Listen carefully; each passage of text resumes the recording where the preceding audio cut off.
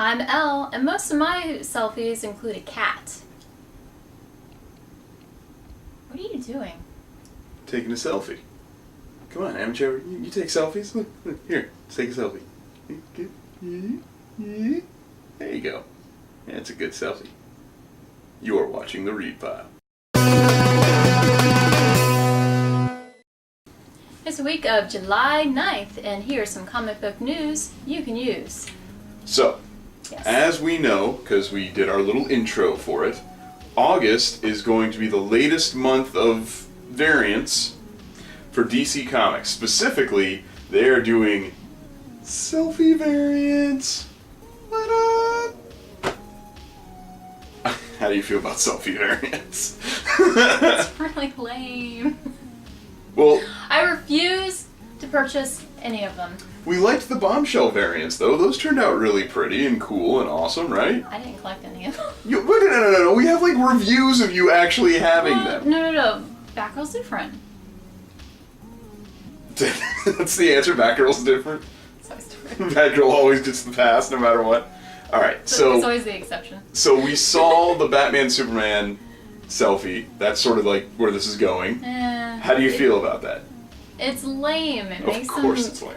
It makes them look all cheesy and stuff. Oh yeah, no, because the guy who couldn't figure out to wear the underwear on the inside of his shorts for the last 75 years.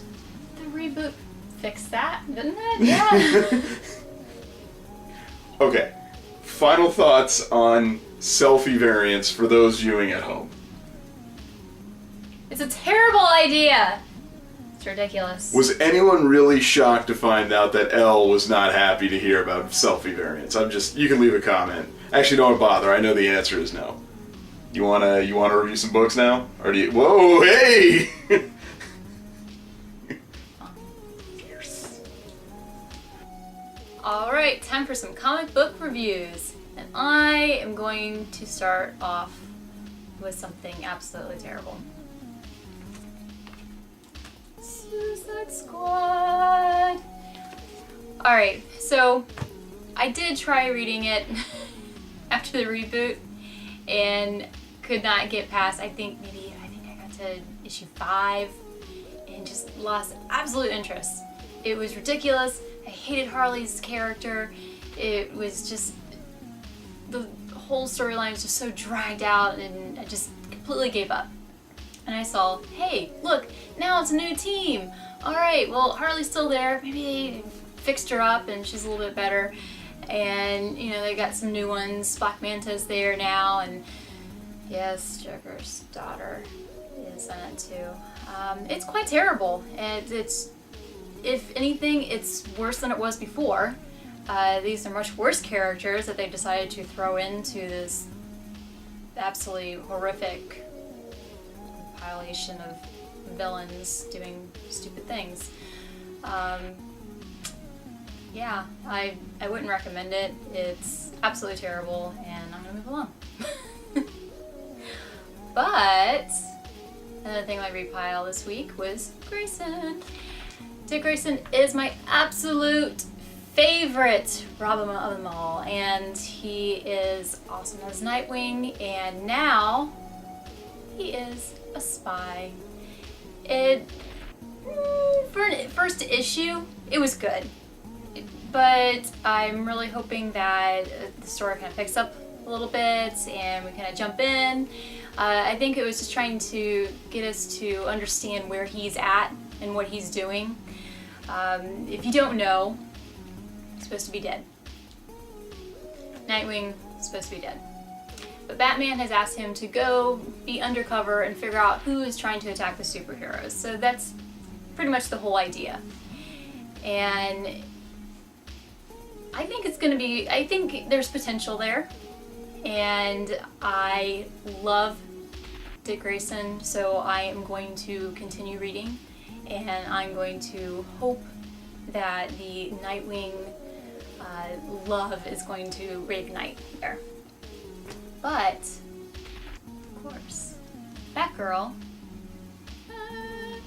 pick of the week. And if you didn't read the last issue, which you should have, I'm gonna go ahead and ruin it for you. The big secret, Huntress is involved now. She's going to tag along with Black Canary and Batgirl to help take down Nightfall and the whole group that's trying to take down all the criminals in Gotham, no matter how small of a criminal it is. And, you know, it's pretty good as far as, you know, they have a lot of conflict amongst each other. They're trying to earn trust amongst each other. They don't know who this girl is as far as Huntress, so they're trying to trust her and coming in with their team and everything. So it's pretty interesting to see the conflict, but at the same time they're building that relationship, trying to fight against a common enemy.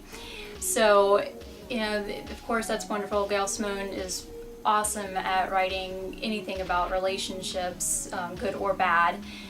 So you really get to see the intensity there.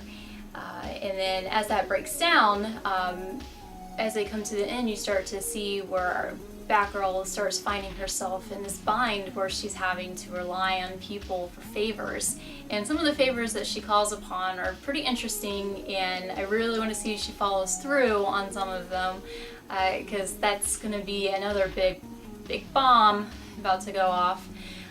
So gotta keep reading, you gotta see what's going to go on, and something huge is about to happen. So let's go ahead and move along to Rick. Thank you so much for those fantastic reviews, Elle. We appreciate it. Meow. Alright. So, let's go to my read pile. As you may know, because you should be at your local comic book shoppery by now, it is a 5-week month, which means that a couple of the weeks of the read pile are going to be a little small. It's going to happen. Like Buster is probably going to chew through that wire at some point. You're a good boy. Don't electrocute you. Alright. Back to reviews. Let's start with, and I'm doing this because Jesse apparently needs me to, because he doesn't like when I no-look it. So we're gonna do this. Hang on. There we are. Thank you! Yes. Amazing Spider-Man Learning to Crawl, issue 3. That's what I'm calling it now. I'm not, and it's here. I'm not calling it 1.3 anymore, because it's not. In fact, I know Dan Slott doesn't like spoilers, but this isn't technically a spoiler. I'm going to open this up, and I'm going to show you guys at home something that's really important about this. Was the book good? Yes. Is it drawn well? Of course. But I want you to see what the issue is referred to as. You see that? Hold on, wait, that's going to be where the book is. Part 3. It's called Learning to Crawl, Part 3. So I'm starting to think that even Dan and company realized that the decimal point issue stuff, kinda lame. Now, that said, if you can get by the decimal point ridiculousness, it really truly is a fantastic issue. We're learning more and more and more about Peter and his new origin, and I loved it. Unfortunately, not the pick of the week because it's issue 1.3. Moving right along to Dynamite! Black Dynamite, issue number 3, that is up here now. It's hard to review this book because it's hilarious, but also because I know how rare it is for you to find it. I review a lot of like really hard to find books on the main page of the read pile. This is another one of those books where if you just happen to be on sub for it and you got it, it's awesome, but it doesn't require a lot of thought. It's just Black Dynamite being Black Dynamite, and it is awesome. But not a whole lot of people are going to have access to it, and I understand that, so I'm not going to spend a lot of time on it. I am going to spend a little bit of time on my almost pick of the week this week, Justice League United number 3. Let me see if I can get a better shot of that. There you go. It should be up here by now anyway. Justice League United number 3. More fun with Jeff Laramie and all of his awesome cast of characters. We're learning more about the Baby Ultra. We're learning more about some of the other members of what will be Justice League United. It's a really fun book. I don't know how much story we have here. This is a lot like Warren Ellis's Moon Knight, where you better get on board while you can, because who's to say how long you have. But if you're not reading Justice League United, I don't know why you wouldn't be. You'd have to not be a fan of like funny but interesting characters. I read the book specifically just to see the interplay between Animal Man and Green Arrow. It's just hilarious. So, not quite my pick of the week this week because you can't see it up here, but there's like this little bitty corner of my poster that I've had since I've been like, I think I was 12 or 13 when I got that poster. But it is of Spider-Man, Peter Parker, and Mr. Miguel O'Hara. Spidey 2099. And they have brought him back into our continuity. They did that in Superior Spider-Man, and now he's got his own series. It's something that Spidey variant, the baby variant, should be up here at this point, right, Jesse? Yep. All right, perfect. If you look at it close enough, I actually call this Stewie 2099 because that dude definitely is Stewie. That's clearly Stewie in a Spidey 2099 costume. So shout out to Seth MacFarlane. Do you like 90s comics?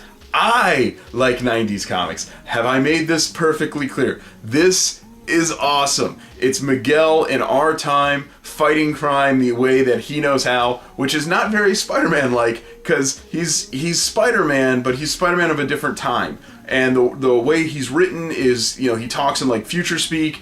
Lots of other fun stuff is going on. I loved this book. It is my, wait for the graphic, pick of the week. The graphic probably already showed up. Damn, I did that backwards.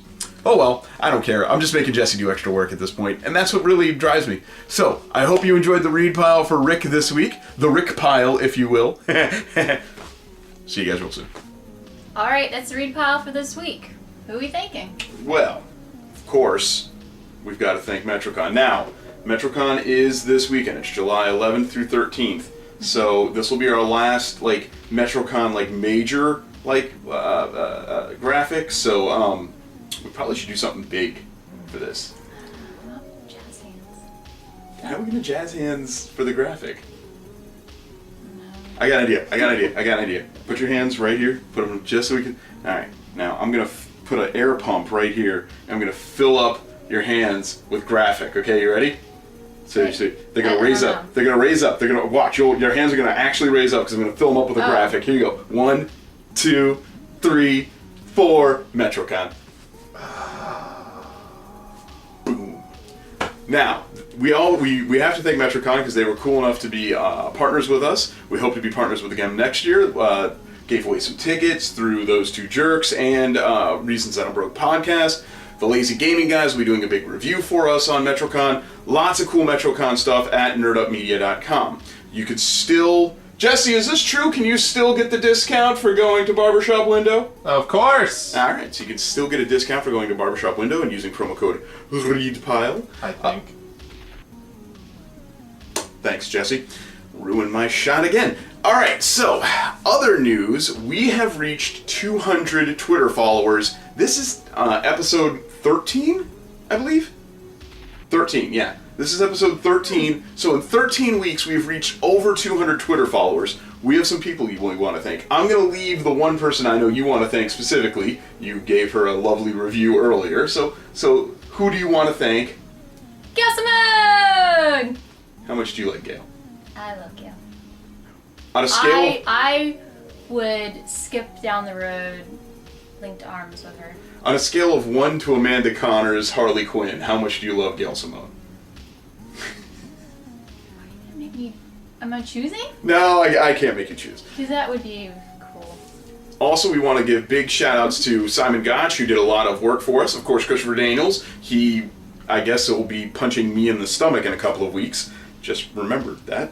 Also, we need to thank Sasha Banks. She retweeted us earlier today to all of her thousands of followers, and that was awesome. Jason Starr. Who else am I forgetting? Oh man, so many people on Twitter. Over 200 Twitter followers. It's so great. You know what though? You know who we need to thank? We haven't thanked him in a long time, but he kind of got the ball rolling for us with the snail hydra. That's Mr. Brett Dalton. Thank you, sir. We appreciate it. Stay tuned after the credits for absolutely nothing. I have no idea what's going to be there. I don't really know. Cats? Could be cats. Could be selfies. Cats with selfies. Cats doing selfies. I like that. Cats. Boots. Cats. Boots. Cats. Do you have any cat pins? Cats. You're ruining my ending. Cats.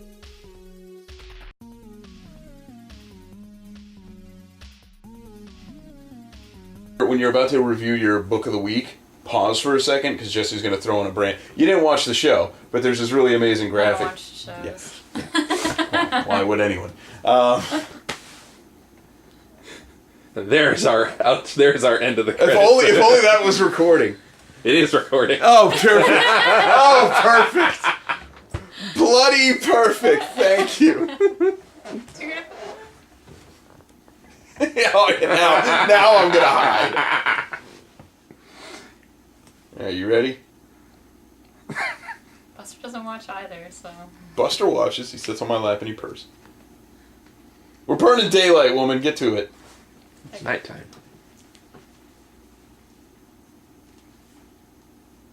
Alright.